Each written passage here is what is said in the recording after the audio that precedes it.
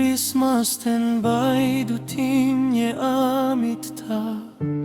Garangari kam sharanga ailihe Manang niraurun piao tau tim Ngay gao miu bet saura ai majao Mundan pe makau magana matu Kashun katsi kham sharang le Shong lam majan pahta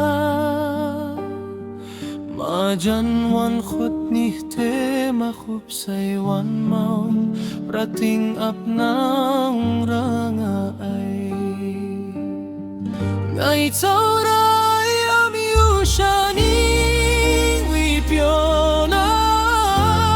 Ye ahkum pe machi khamlet Salum pe apnau say slat mi prepru Tingay kam sharangay Ngay taurai amiu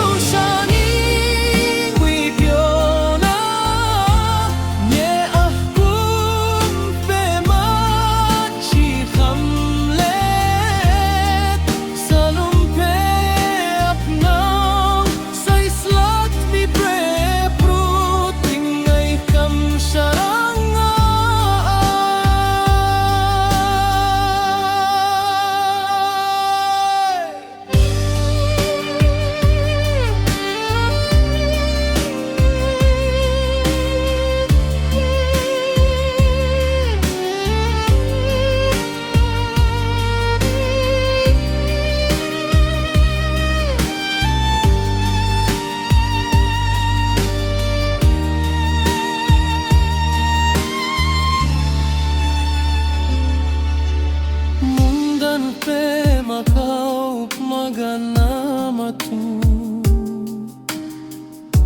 Kashun katsi kham sharang let Shong lam majan pahta Majan wan khot nihte makhub say wan mong Prating apnang ranga ay Ngay taurai